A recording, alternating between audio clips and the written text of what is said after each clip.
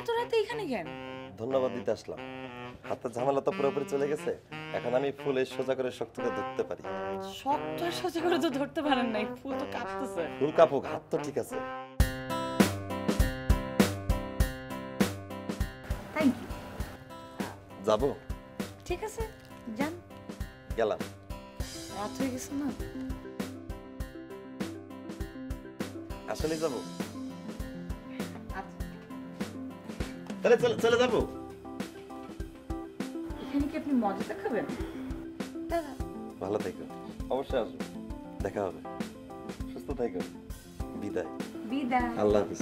আল্লাহ হাফিজ।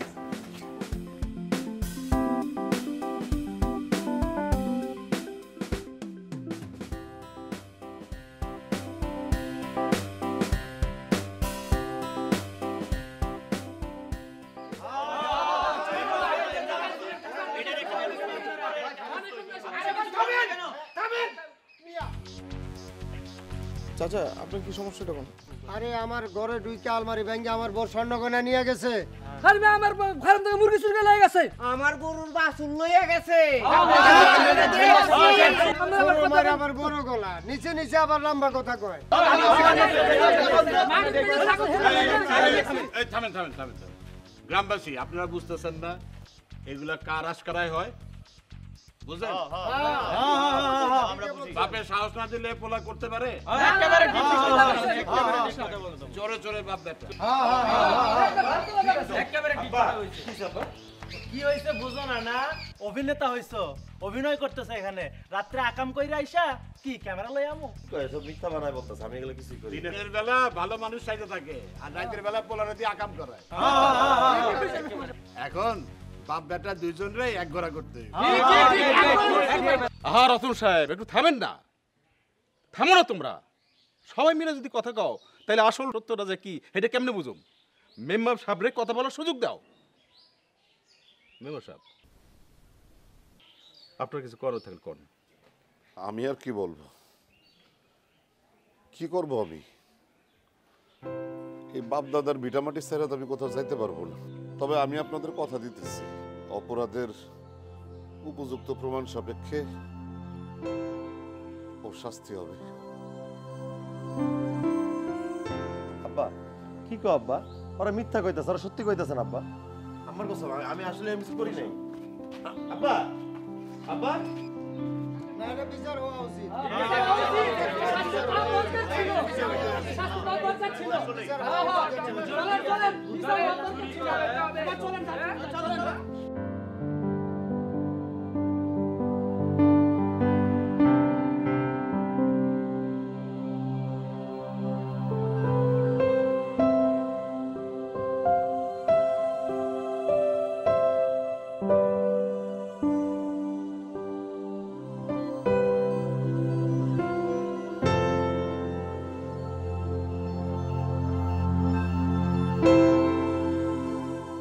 শোনো না, সরেন সামনে থেকে।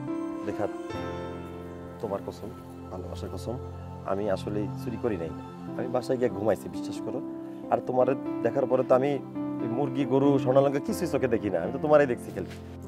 আমি কিছু কিছু জানতে চাইছি আপনার কাছে? চাইছি? আগে তো মুরগি চুরি করতেন, তাও ভালো ছিল। মুরগি চুরি করা বাদ দিয়ে এখন ডাকাতি করা শুরু করছেন। কয়েকদিন পর তো মানুষ খুন করবেন। আমি কিছু জানতে চাই না, আপনি সরেন। আমি কোনো ডাকাতি করি না। যাইতে দিবেন আপনি আমারে? সরেন।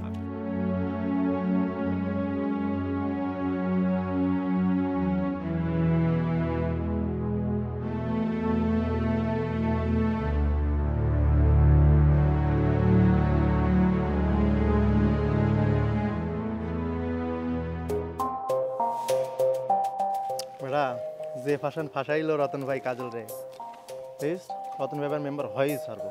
আর বেটটা রতন ভাই মেম্বার হলো আমার পায়ে কি পুরো কাঁপাই দিব না মামা? বেচারা কাজল কিছু না কইরেই হুদাহুদি ফাঁসে গেল।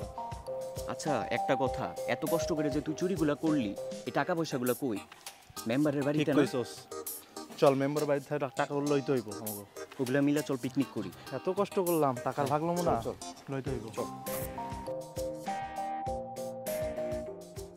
তার মানে রতন মেম্বাররাই কাজলরে ফাঁসাইছে। কাজল যা বলতেছিল তা ঠিকই কইতেছিল, ও আসলেই চুরি করে নাই। চুরির অপবাদ দিছে ওরে। না না, আমার আর দেরি করন যাইব না, এক্ষুনি আব্বারে যা কইতে হইব। আব্বা আব্বা আব্বা আব্বা, এক্ষুনি চলো, কাজলকে বাড়ি যাইতে হইব। কাজল আসলে নির্দোষ আব্বা, কাজল কিচ্ছু করে নাই, ওরে ফাঁসানো হইতেছে। ওই যে রতন ব্যাপারী আছে না, রতন ব্যাপারী এসব নিজে ষড়যন্ত্র করছে ইলেকশনে জেতার জন্য আর মেম্বারে ফাঁসানোর জন্য।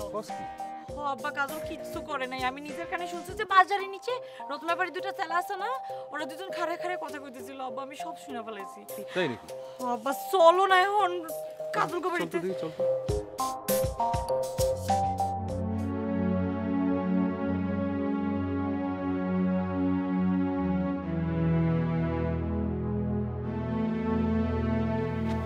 আব্বা বিশ্বাস করো আব্বা, আমি আসলে এইসব কিছু করি না, সবাই বানায় বলতেছে। আব্বা তুমি আমার ভুল বুঝো না, আমি তো তোমারই ছেলে, তাই না? একই রক্ত না আমাদের। আব্বা তুমি আমার ভরসা রাখো, আমি এটা করি না আব্বা, আমি এটা সত্যি করি নাই, সবাই মিথ্যা বানায় বলতেছে। মেম্বার সাহেব, একটা বড় সমস্যার সমাধান হয়ে যেতেছে, আপনি কোনো টেনশন করেন না। আপনার পক্ষে আমাদের পক্ষে আল্লাহ আছে, মান ইরমান আল্লাহ রক্ষা করে। আমি তো কিছুই বুঝতেছি না। এই যে সমস্যাটা চলতেছে আপনাদেরকে নিয়ে, চাচা আমার রেখা এটা শুনছে, নিজের গান শুনছে কত।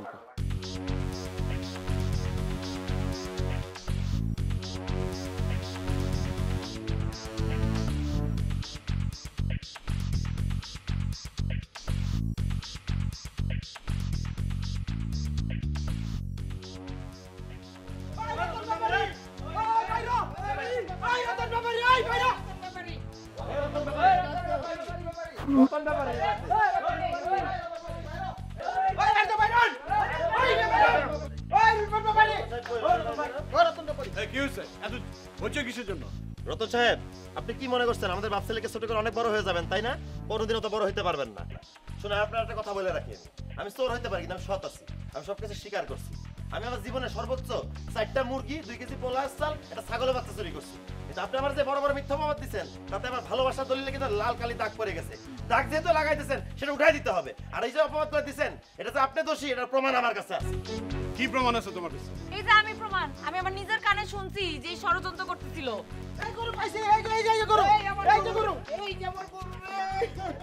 আমি চুরি এগুলো কি করেছি। হইতেছে? এই রতন সাহেব, এটা কি কি এইগুলো? হ্যাঁ, আপনি নিজে ভালো সাইজে একটা সম্মানী লোক, একটা নিরীহ মানুষ, তারে আপনি দোষী সাব্যস্ত করে গ্রামছাড়া করতে চাইছিলেন।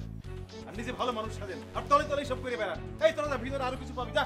এই চাপ, ভালো করে সার্চ কর। সি সি সি, লজ্জা করে না বুড়া বয়সে এরকম চুরি করে বেড়াচ্ছেন? সি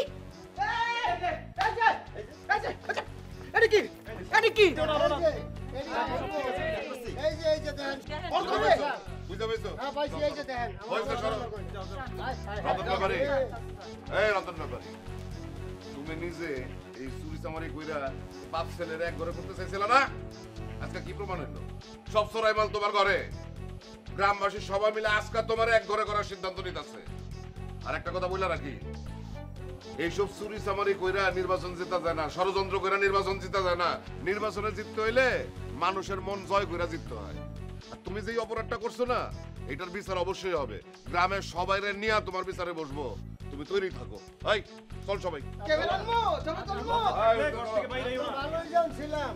মিথ্যা অপবাদ দিয়া মন জয় করা যায়।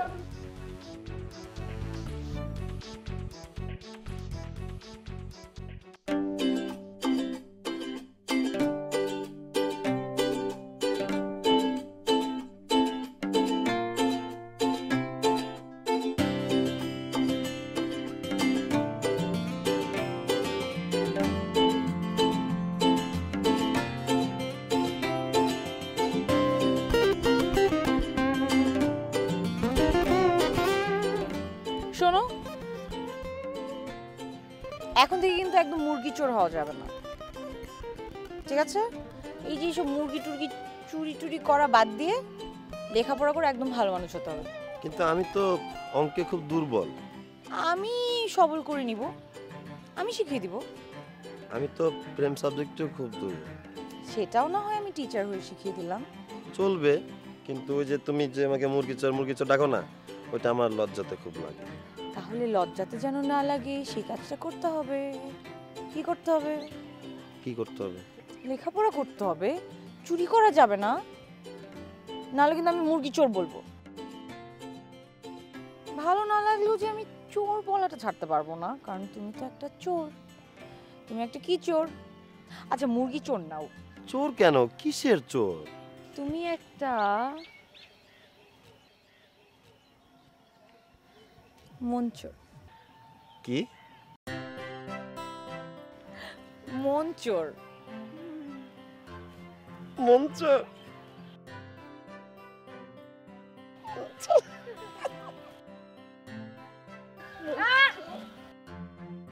কত বড় সাহস, একটুখানি মন চোর বলছে দেখা আমাকে জড়ায় ধরতে আসছে। দুষ্টু কোথাকার।